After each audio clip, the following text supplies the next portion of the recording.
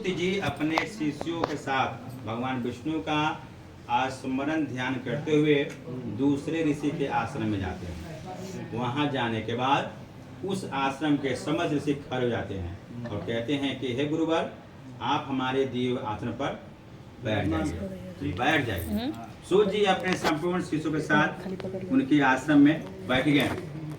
श्री सूर्य से बैठे हुए अन्य ऋषि कहते हैं कि हेमराज, इस कलयुग में मनुष्यों को हरि भक्ति किस प्रकार से मिलेगी, उनका कल्याण कैसे होगा, क्योंकि कलयुग में कोई भी मनुष्य पुण्य प्रताप नहीं करेगा, जिसके कारण प्रवृत्ति पाप में हो जाएगी, तब वे अपने वंशों के सहित नष्ट हो जाएंगे। हे प्रभु, जिस तरह थोड़े समय में, थोड़े धन में कोई सरल उपाय है तो बताइए, जिसको करने से मनुष्यों को हरि भक्ति प्राप्त होगी। सूर्य कहते हैं कि हे मुनीश्वरों, आप लोगों ने समस्त जनों पर कृपा करके बहुत ही अच्छा सरल उपाय पूछा है, अतः उस उपाय के बारे में बताते हैं। ध्यान होकर सुनिए। प्रथम अध्याय संपन्न।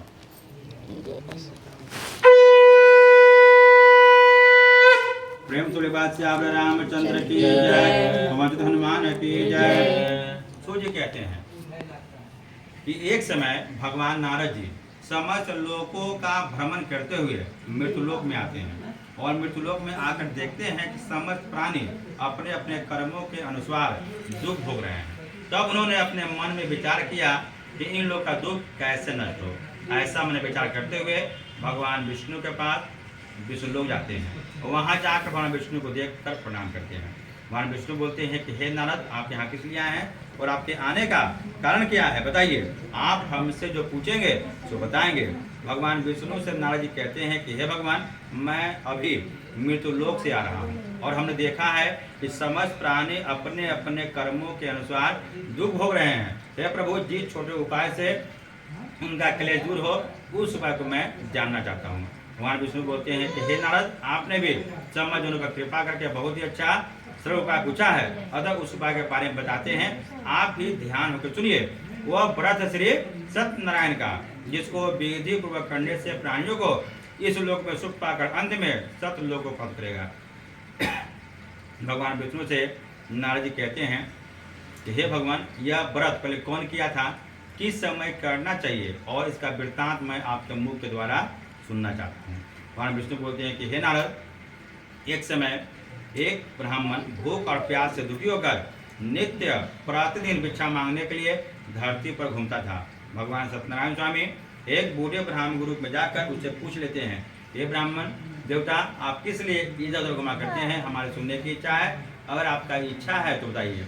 ब्राह्मण कहता है कि हे धीरश्रेष्ठ, मैं अत्यंत दरिद्र ब्राह्मण हूँ और भूमि पर भिक्षा मांगने के लिए घूमता हूँ, यदि कुछ उपाय आप जानते हैं तो बताइए।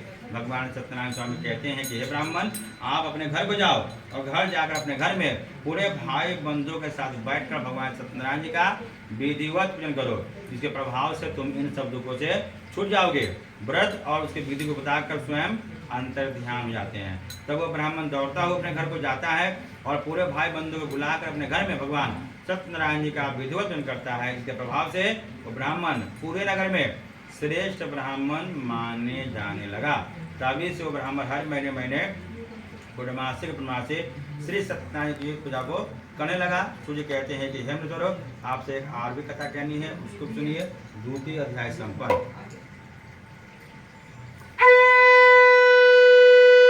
प्रेम तुल्यबाद से आप रामचंद्र की जय, भगवान हनुमान की जय। सूर्य कहते हैं कि एक समय वही ब्राह्मण अपने घर में भगवान सत्यनारायण जी का पूजन कर रहा था। उसी रास्ते से एक लकड़ीहारा गुजर रहा था। उस लकड़ीहारे के माथे पर एक लकड़ी का गट्ठर था, जो ब्राह्मण के दरवाजे पर रखकर उसके घर में प्रवेश करता है और हाथ जोड़कर बोलता है कि हे ब्राह्मण देवता, आप अपने घर में कौन सा देवता का पूजन कर रहे हैं, हमारे सुनने की इच्छा है।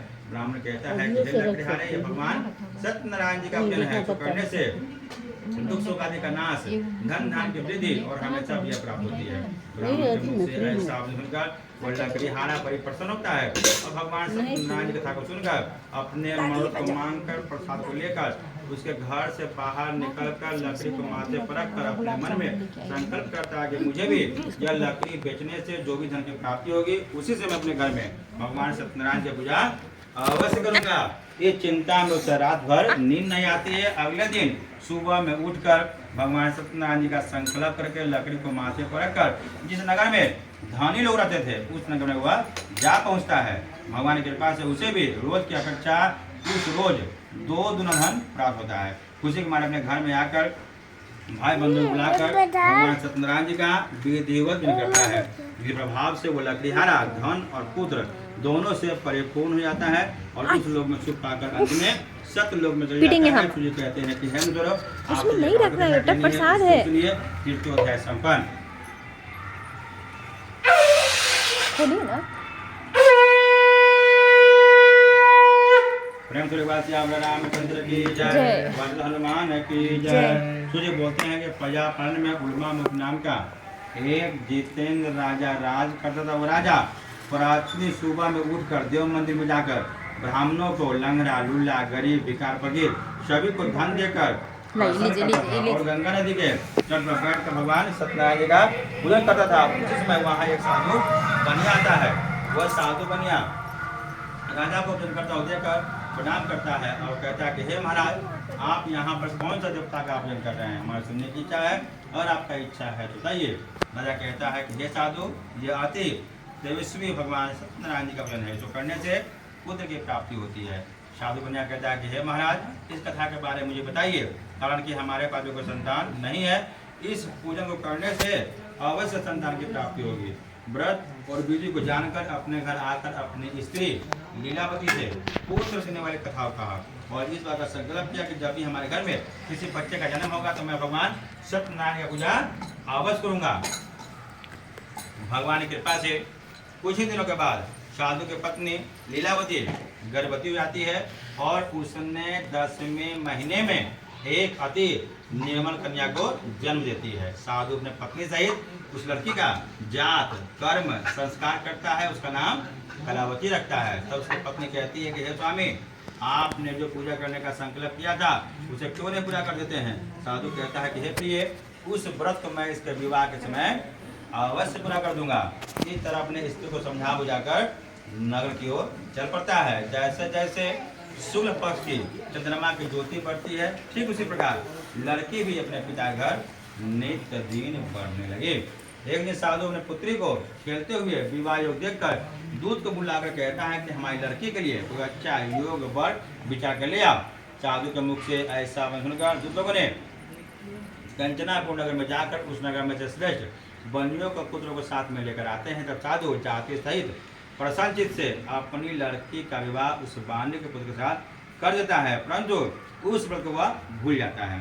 तो भगवान श्री राम स्वामी कहते हैं कि हे साधु, आप हमारी पूजा से मुख फेरे हो, इसलिए हम आपको श्राप देते हैं कि आपके ऊपर बहुत बड़ा संकट आ जाएगा। कुछ दिन के बाद साधु अपने दामाद को साथ में लेकर दूसरे राज्य में जाकर व्यापार करने लगा। भगवान सत्यनारायण स्वामी कहते हैं कि हे साधु, आज ही की रात तुम्हारे ऊपर महाघनघोर संकट आ जाएगा। ठीक उसी रात राजा का धन चुराकर 2 चोर भागते हैं और भागते भागते साधु और दामाद के निकट राजा का धन को रखकर वो दोनों चोर छिप जाते हैं। पीछे से आता हो दूतों ने जब साधु और दामाद के निकट राजा के धन को देखा तो उन्हीं को चोर समझकर पकड़ लेते हैं और महाराज के पास आकर बोलते हैं कि हे महाराज, यही तो चोर थे जो आपका धन चुरा कर भाग रहे थे, अब आपने क्या किया है?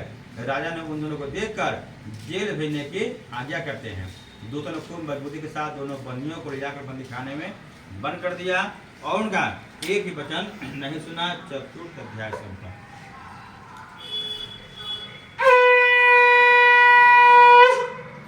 रामचंद्र की जय, हनुमान की जय।